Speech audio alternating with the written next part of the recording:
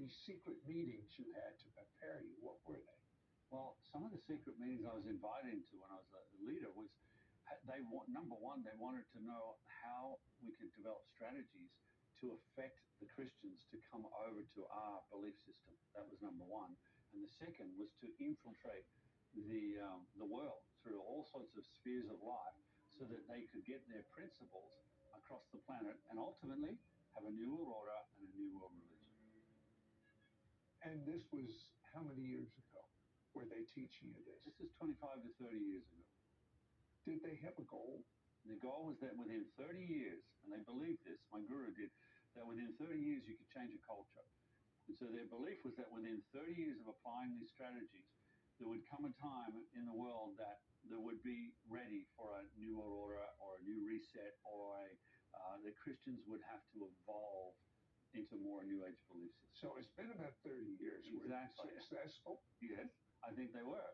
I don't like saying that, but I think they were. Everywhere I look now in this season, I see Christians that are being deceived. And some of them don't even know they're being deceived. And that's what deception is. I mean, I was a false teacher trying to get Christians across into the New Age because I thought that was what was the right thing to do. So as a facilitator, what exactly did you do? Well, we developed training courses both in personal development and business and even in spiritual things of how to bring the Hindu beliefs into those people so that their lives could be transformed and changed.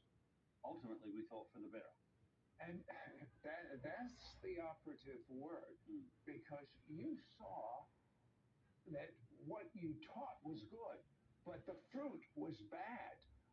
You saw the opposite of this love and kindness going on in the people you were teaching. What'd you do about that?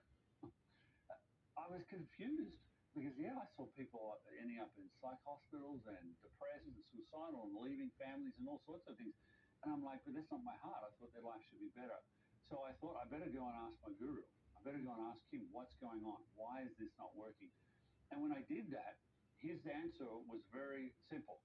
I didn't like it, but it was very simple. He believed that the energy, spiritual energy that we're bringing into the planet, to the people, these people were not evolved enough to obtain the energy or see the energy, so that's why they were having trouble. Okay, you were a facilitator, you gave people a questionnaire so you could help them, and one day, for some reason, you decide to fill out the questionnaire. Yeah, I thought if I'm going to facilitate them, I want to fill this in. But I got tricked because one of the questions was, if you could do anything or have anything, what would you do? And because I was confused at that time, I went, I want an answer. I want an answer. Is there, I was talking to the universe. I didn't know anything about God or Jesus.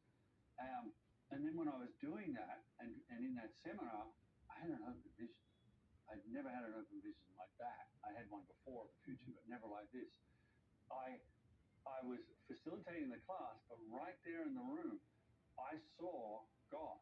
Now, I don't know how I knew it was God. I just knew in my being it was God. It was like a silhouette and full of light. But what was more amazing was on his right-hand side. Now, I knew nothing about the Bible and nothing at all. But Jesus was, and I knew it was Jesus, he was on the right-hand side of God. And he started to talk to me. And he started telling me things about my life, about my future. And he was a real person, and I could see him, even though he was glowing. And then all of a sudden, he goes, and I can feel it even now. He just very strongly said, "Hold out your hands." And I held out my hands, and these light beams almost flew from him to me and through my hand. It was like electricity. And he said, "No longer will you heal in your power or other power. You'll now heal in my power in the future." You know,